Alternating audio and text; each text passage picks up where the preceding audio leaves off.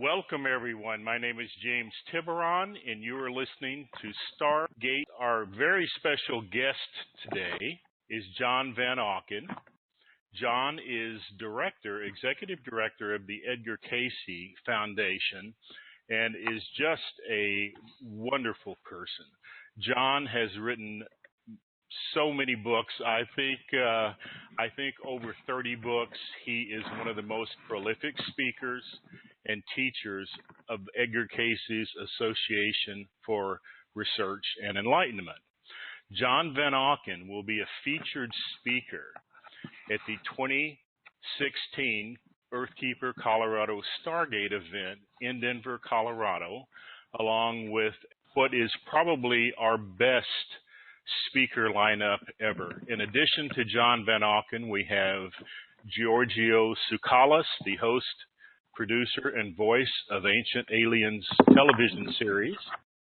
We also have Scott Walter, the host of America Unearthed. He is a master geologist and will provide a fascinating presentation. We also have Graham Hancock, Dr. Robert Schock, James Van Auken, and William Henry. So we would like to let you know that we still have tickets and seats available for this event, and we will begin now with the interview. John, are you there? I am here, James. Thank you for inviting me. Thank you so much for coming, John, and it's always a pleasure to speak with you. I've told you many times before, I consider you a mentor. I consider you a walking master, and so it is our honor to have you today. And I know I embarrass you. You're an incredibly humble person, and that's part of the mastery.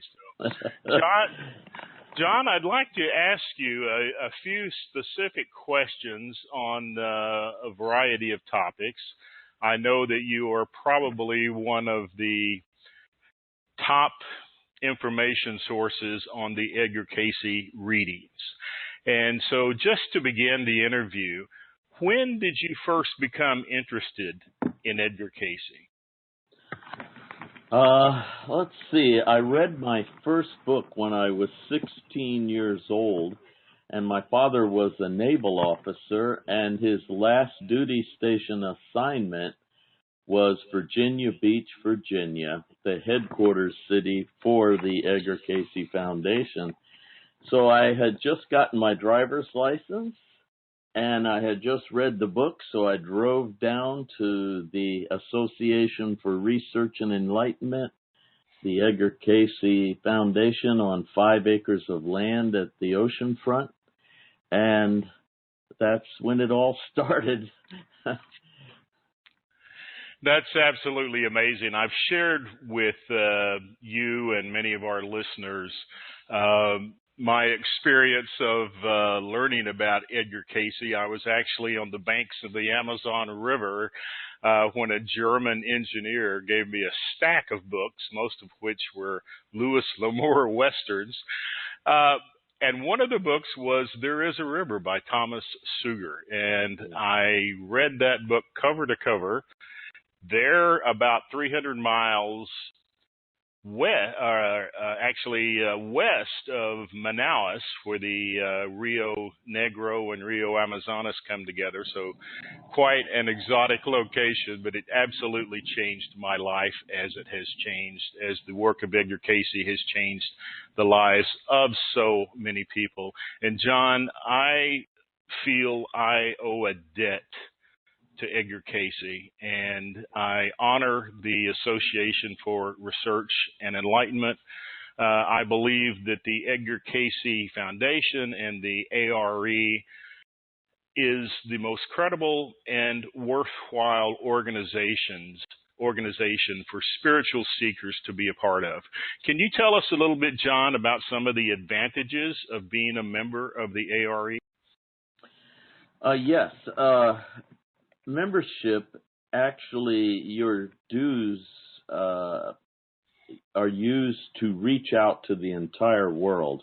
We have satellite operations all over the world, and your dues fund those efforts. In return, you receive a full-color membership magazine, and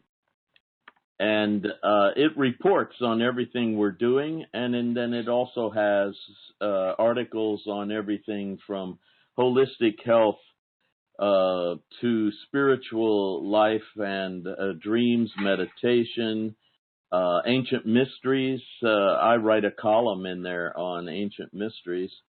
And then you get discounts on everything, like our conferences, our books, our products, our services.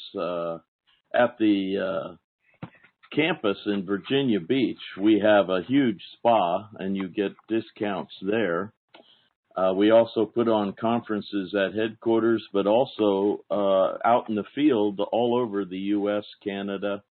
And then we have programs in satellite organizations, like I just did a program in Shanghai, China. And we do them in Europe. So you're actually part of the enlightenment of the people of the earth, because your membership, your support, helps all of this reach out. And at the same time, we try to nourish you back by providing inspiration, guidance, insights, and details about body, mind, and spirit awakening. You know, John, the Edgar Cayce work and the exemplary life that he lived has a tremendous impact on everyone. In reading the Edgar Cayce biography, it's unmistakable that this is a man of great integrity. This is a man of honesty, and this is a man of humility. And because he was such a devout Christian, it took him a brief while, to recognize and to accept that reincarnation, which is not specifically mentioned in the Bible, is part of our soul process. But it is his honesty, his integrity, the sharing of how he dealt with the differences between Orthodox Christianity and what the Cayce readings brought forth. And so I, again, applaud the ARE. The people there are so down to earth, so nurturing, so friendly. There is no sense of being aloof that you get in some parts of the metaphysical community. And so that is one of the great appeals. You really feel like a family.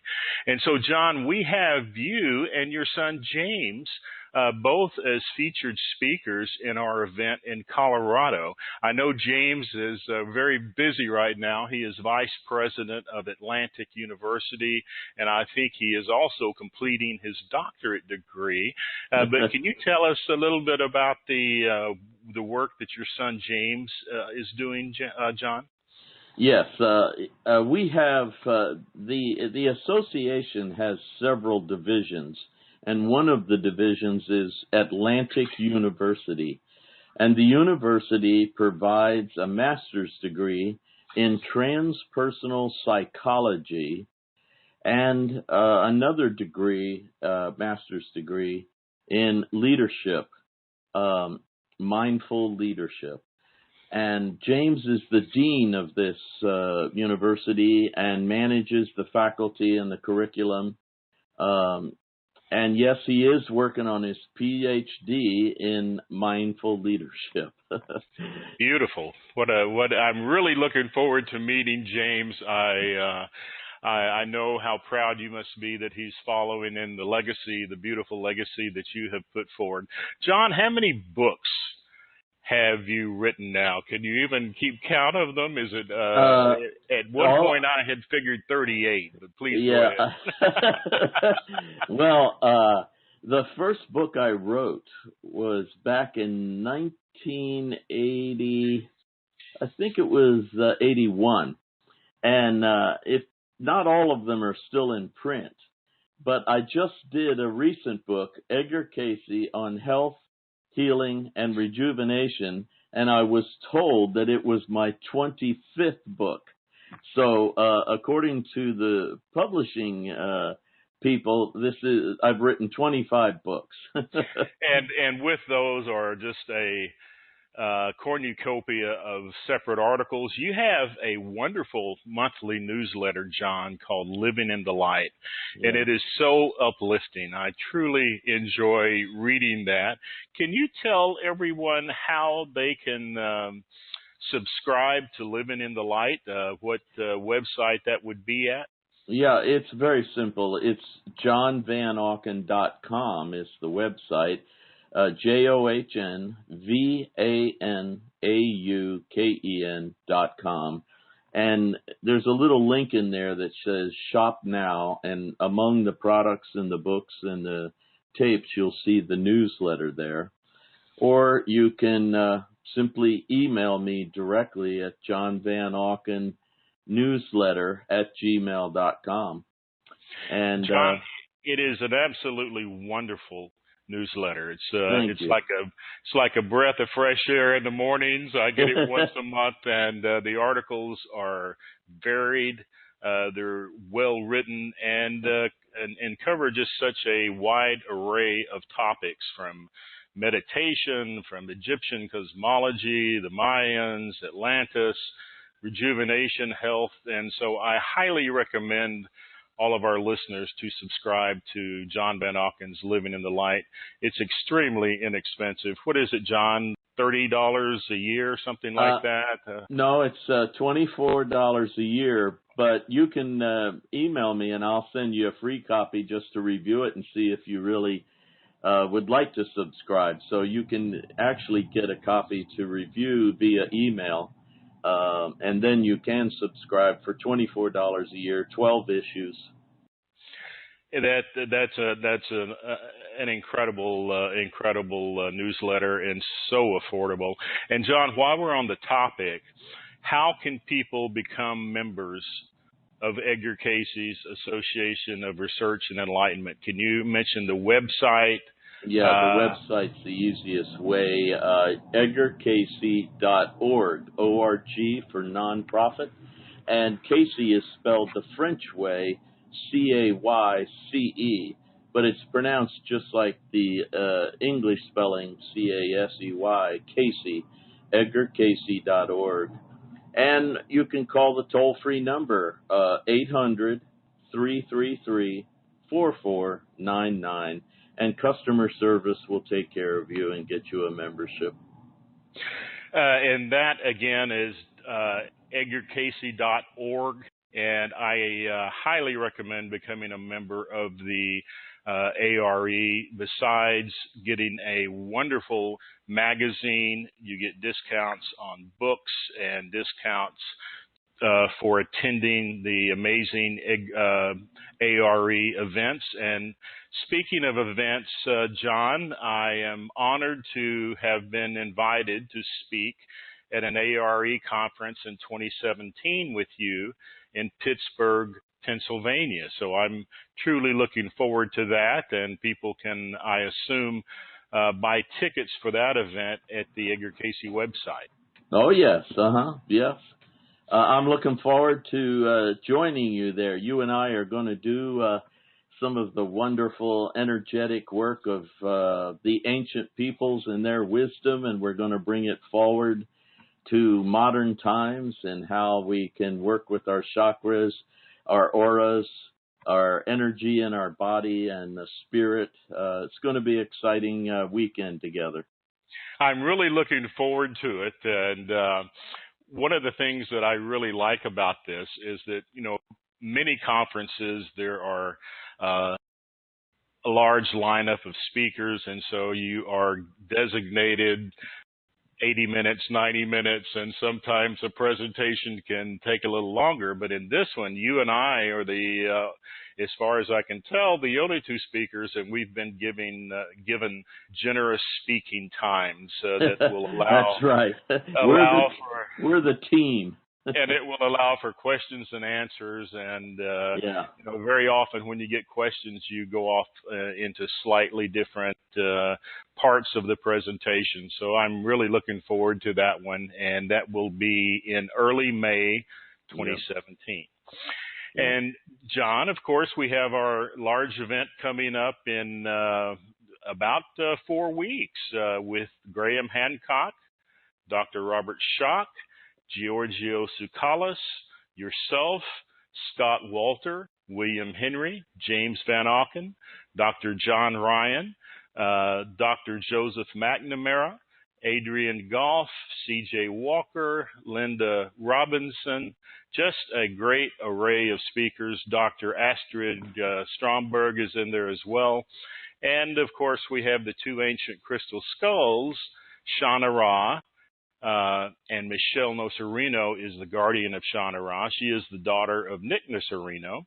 And we have Joanne Parks with Max. And so we're looking forward to just a wonderful gathering. And as I mentioned before, this is among the best lineups, if not the best lineup assortment that we have ever had. And so we're really looking forward to having you and James at that event in November.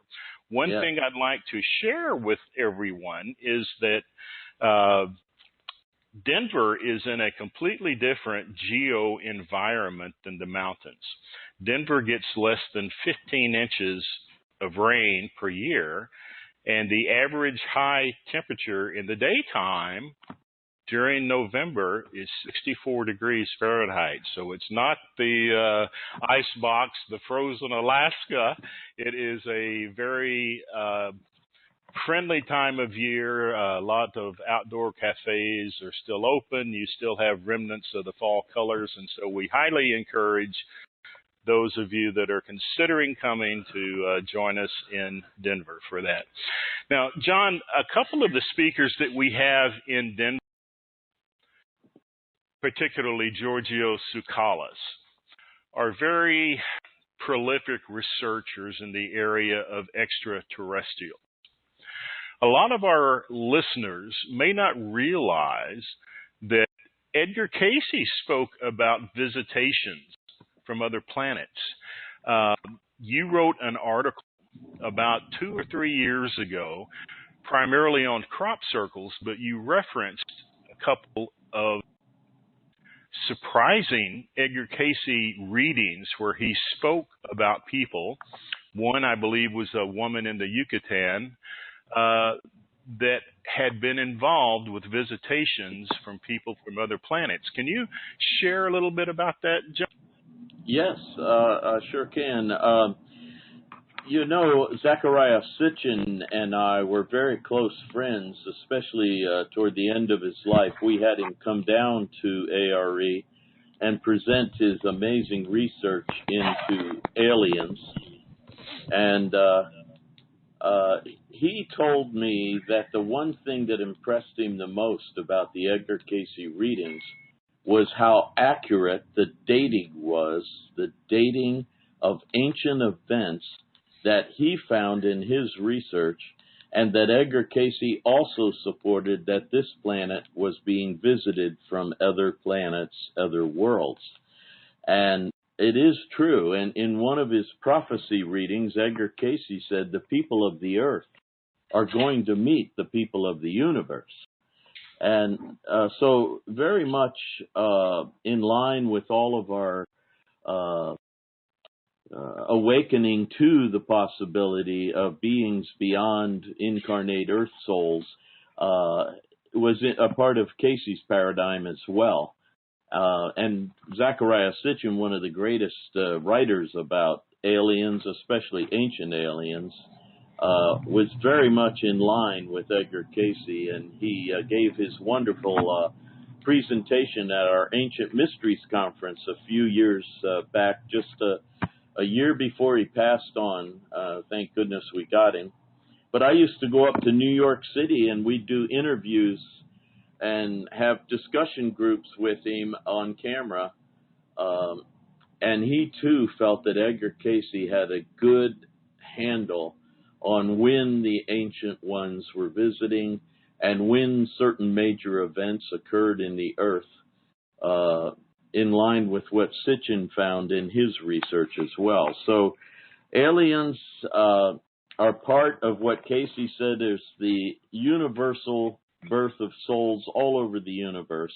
They are in various dimensions, and he called our group, our soul group, that all of the souls that came to the Earth, he said, were the morning stars.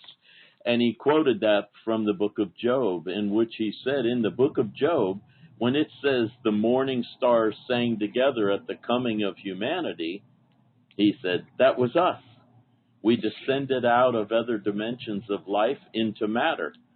And so he fit very well in this idea of beings throughout the universe in various forms and dimensions of life, and how we, the people of the Earth, are going to meet the people of the universe during the transition to a new age, a new era of greater enlightenment. Well, it's a fascinating topic, and I have listened and researched all sorts of explanations of extraterrestrials, various writers from Sitchin to others speaking about grays, etc. But it is the Edgar Cayce readings for me that gives it that sort of credibility that I personally was looking for, and that's because I place so much validity in the Cayce readings, particularly in terms of Atlantis and past civilizations. I know, John, that Cayce gave a specific reading to one lady that where he said that she had been in the Maya regions, I believe in the Yucatan, and had been involved with the Mayans at a time in which they were receiving visitations from other planets. Yes, that's correct. Do you personally, John, feel that perhaps the incredible pyramids like the ones in the Yucatan around Chichen Itza and Palenque involved extraterrestrial technology?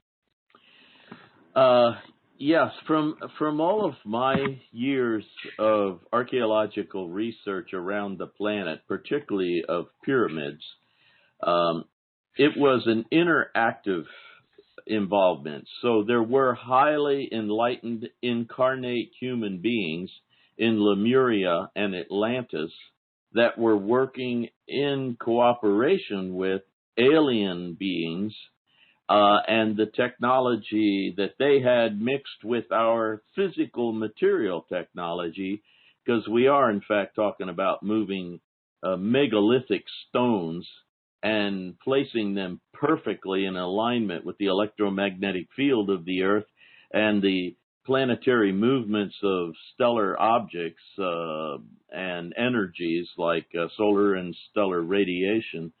And then with the seasons and all. So it was an interactive involvement.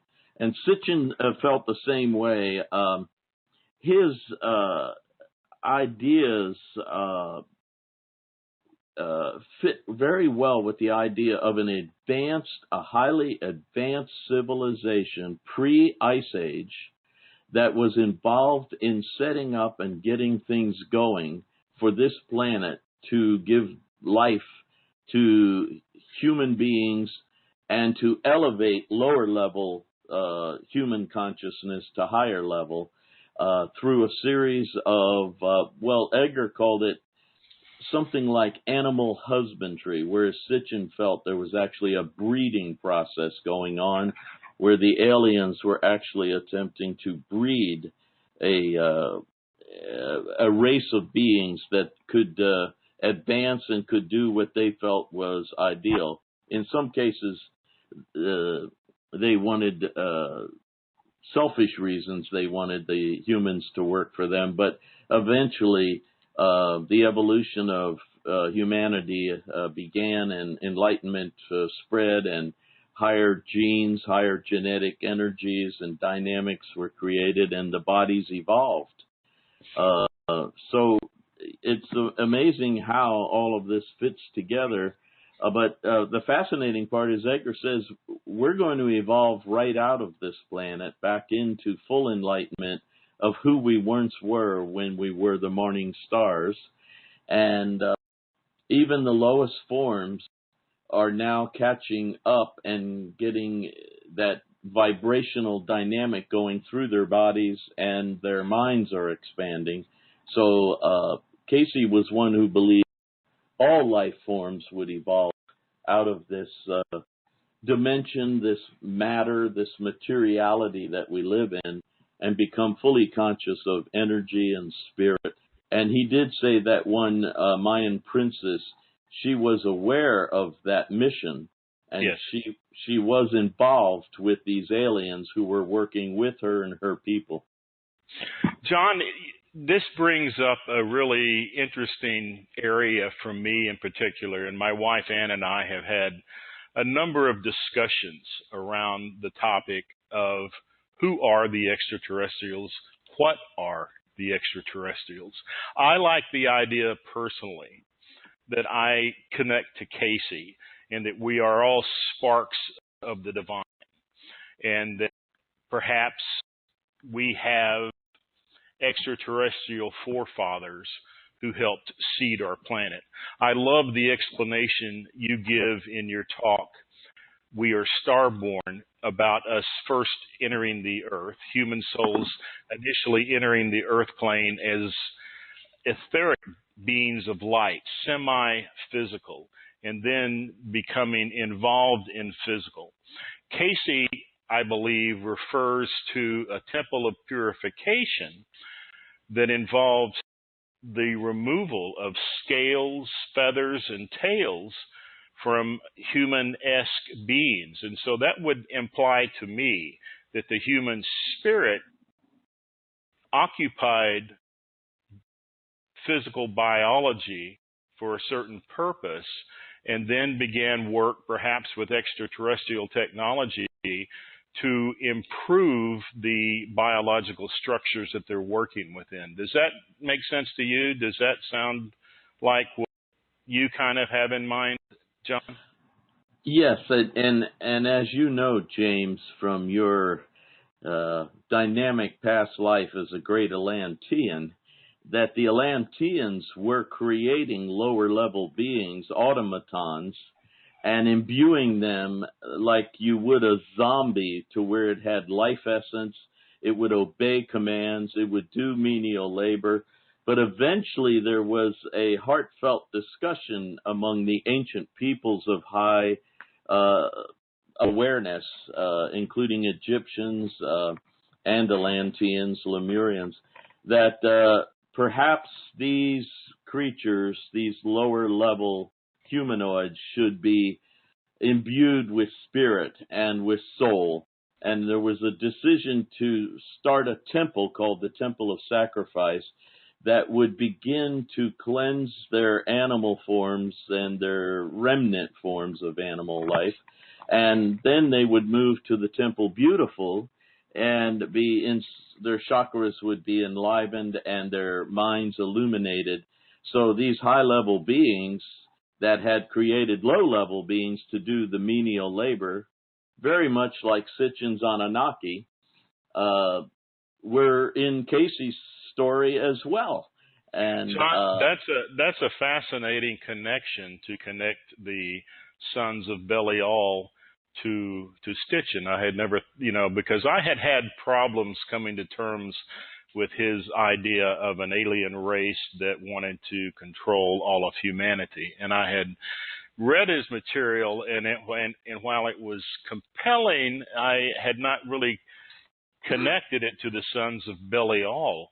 And my understanding is that the law of one, which Cayce described as having achieved among the highest spiritual vibrations ever achieved by humanity, were always opposed to the automatron idea. I had sort of come to piece it together in my own mind that the original genetic work was to remove the scales, the tails, and the feathers, and that over time they developed a technology to create lobotomatized servants that would be like these ammonotrons, and that human souls were trying to incarnate in them but getting trapped in them.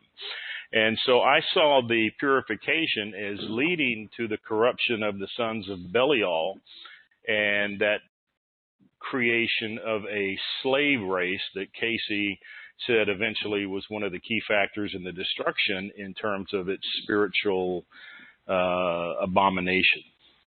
Yes, and Belial was not really a name that many were familiar with until we discovered the Dead Sea Scrolls in 1947, and in there we found out he was the leader of the dark forces that had a very selfish intention with any life on this planet, very much like Sitchin saw that some of the motivations of the Anunnaki were very selfish and self-centered, and then some among them actually felt that was wrong and tried to correct things. And Edgar Cayce uses the terms the children of the law of one versus the sons of the dark force of Belial. Yeah. And that fits very well, James. I agree.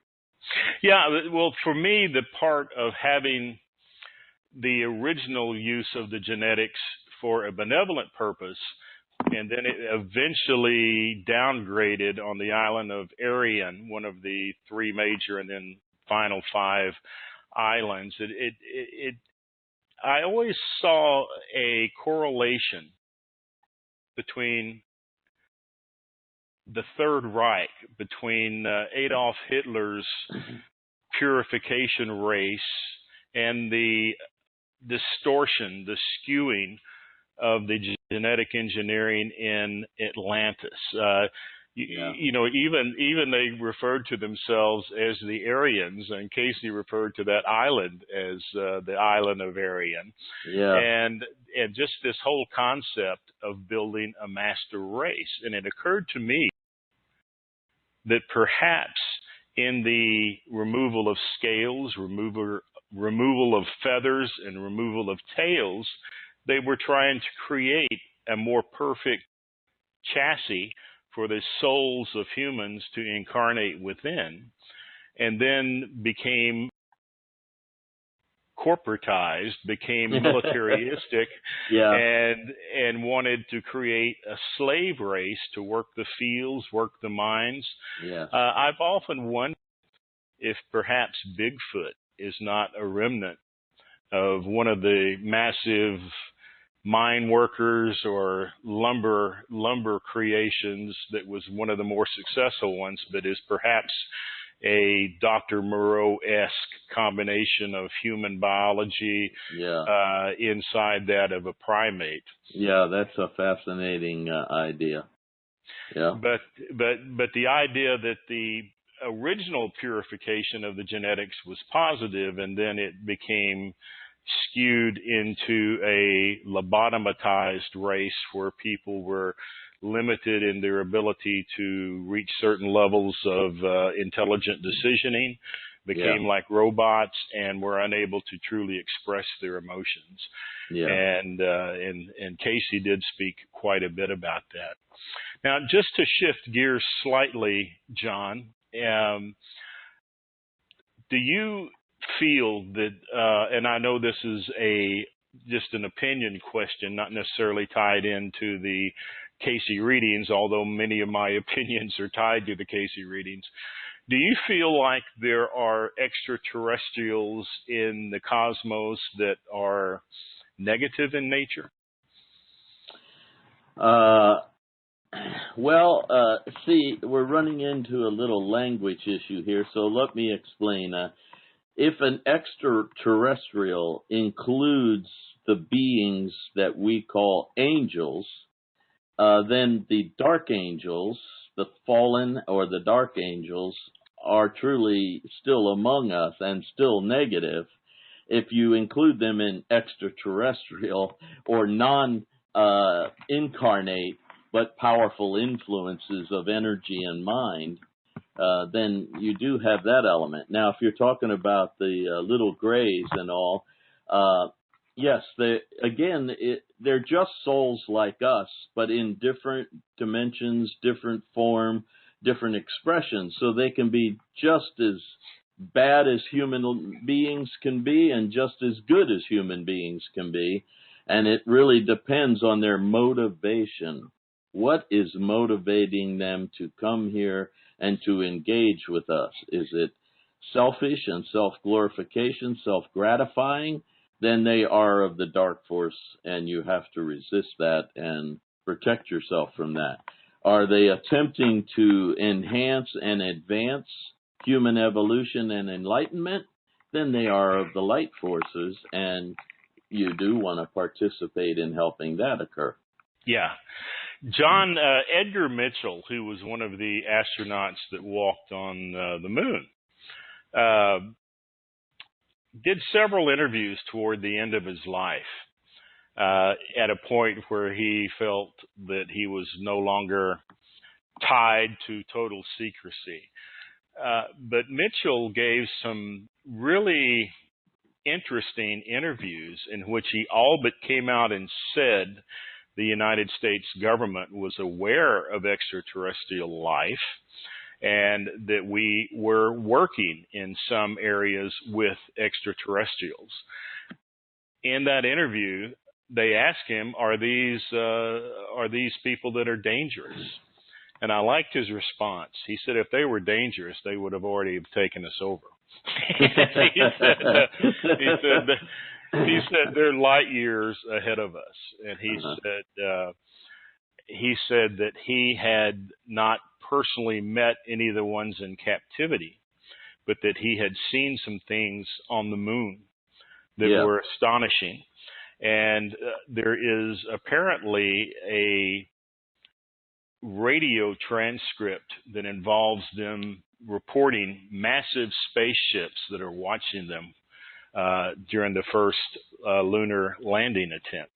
That were supposedly removed from the public, but it's fascinating information, and but he definitely felt like these were intelligent beings that were attempting to assist us, not simply in technology, but also spiritually, to understand greater things. Yes. It would be very similar to us finding a tribe of human beings out in the jungle that had never met advanced civilization people, and it'd be very dangerous for us to engage them in attempting to enlighten them. That's an excellent analogy. Yeah. You might find your head shrunk down, even though your true attempt was to help them. Right. John, I worked as an engineer for a number of years outside the United States, and 7 of those years were in Brazil. And one of my colleagues, a co-engineer, a geologist, was Antonio Vargas from Guatemala. And he had a wonderful wife who was 100% Mayan. And we got to be pretty good friends. And his wife, Lisette, told me that her grandfather, who was a Mayan elder, had gone down into caves in Guatemala. Interestingly, not too far from where Greg Little is looking for the Hall of Records. But she said that he was taken into an area and that he had met with people that lived inside the earth. And she said he described these as being bluish green and about 4.5 to 5 feet tall. And this was back in the early 1980s that she was sharing this. And so I thought it was interesting that Greg Little and the ARE are looking for one of the Hall of Records locations as being in near Oro Preto, I believe, in Guatemala. Yes, it's fascinating, and Edgar Cayce readings do talk about ancient beings who live under the earth and very ancient people who have never died, he said, that still live secretly on the planet. There's so much that is so fascinating, but the Cayce material always wanted to get us oriented back to our own soul advancement and our mental expansion. He always wanted to raise our vibrations of our bodies and expand the awareness of our minds. So even though he had a lot of fascinating information about all of this sort of stuff, he would always head us back toward our awakening, our raising of our vibrational level, and our energizing our chakras and expanding our consciousness and awareness. John, Cayce reading or phrase when he said, "We don't go to heaven, we grow to heaven." I have sort of come to the conclusion that the earth, and Cayce very clearly says the earth is the testing ground. But I had sort of come to the conclusion that earth is the university of duality, and that I tell people that one of the big teachers is Dr. Karma. You know, the law, and this doctor makes house calls. That's a good one. And so if you consider that we are in a physical plane of polarity, then perhaps there are higher realms that are not of polarity, that are not of duality. Yeah. Greg Braden talks about 0 point, and the definition of 0 point would mean that there are not negative and positive reactions. And so if we're going into a non-polarized field, perhaps that is the angelic field. Perhaps there is not a free will of good and evil on a certain scientific level that could be considered as non-duality, as being unipolar, one field. And could it be that as long as we are in the university of duality, then the concept of a fallen angel, could it be that that is an angel that is meant to hold the law of physics together, that allows for duality, that allows for both negative and positive? That we are here to learn, we are here being tested, and we need to learn how to become responsible creators in order to create the positive. And so I've always wondered if the earth is perhaps accurately described as a purposed illusion in which we are given very real choices in order to grow spiritually. Yeah. Edgar said even Lucifer can be saved and can turn around. And remember, his name in Hebrew means light bearer. Yeah. And he was among the archangels and may, with a shift in his heart and mind, rise again. Edgar said that the creative forces do not want to lose any life and would work however they could to help an individual turn around. But it's the free will of the individual they will not override. Yeah. Well, I've often wondered if by the concept of fallen angel, it could be more of a case of an angel that's holding together the laws of duality to allow us to experience opposites. A particular, not so much an angel, you know, at the time that the Bible was written, at a time when maybe humanity were not as highly educated, could it have been that this was a step-down parody, that there really aren't any evil angels, but there is a field of duality that allows us to experience dark forces that in the end, when we rise above it, will be seen to perhaps simply be the holders of certain laws of duality physics? Yes, but Edgar would say, don't get distracted by those and break out of the illusion of duality with strength. So yes, I see where you're going, and I understand it, and I do agree. But at the same time, Edgar was very intense on us not getting lost or distracted or confused by the illusion, and to lift out of it. And so just Oh, I so agree. we're doing that. Yeah. I agree completely. I was just always confused as to how an angel could fall from God, and it came to me that perhaps it's not.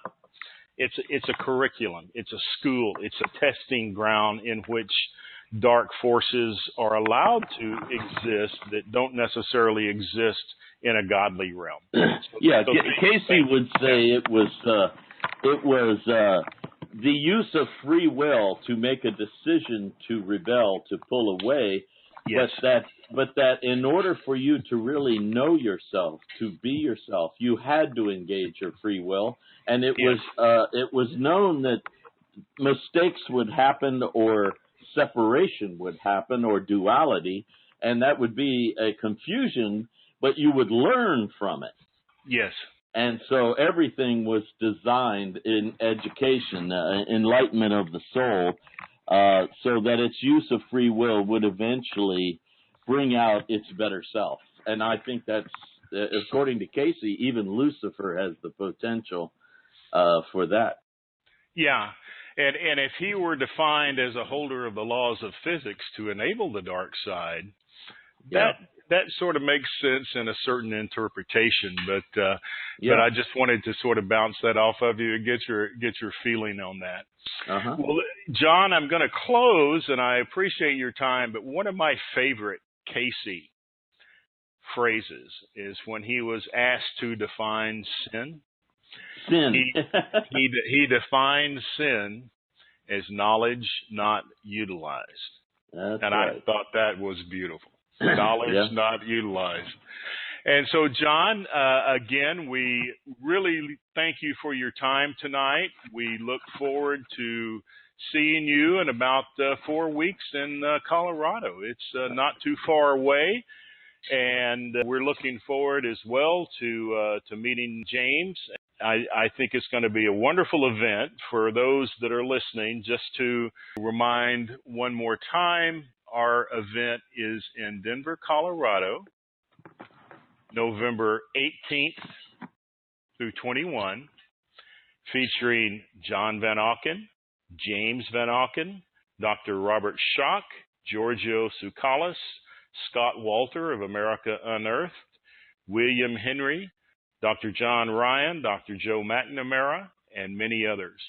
And so we encourage you to attend the event. We'd love to have you there. We have a family-oriented gathering. Everyone will be made to feel welcome and also spiritually challenged to live a better life. We try to combine the science with the sacred in the integral circle, and we hope that by attending, you'll get something that makes your life better. So once again, you can go to our website, and I'll put that on the screen now, that will show you where you can sign up for our event. And we hope to see you all in Colorado. Thank you very, very much, John, and looking forward to seeing you very soon. Thank you for your time. Okay, thank you. Good night. Bye-bye.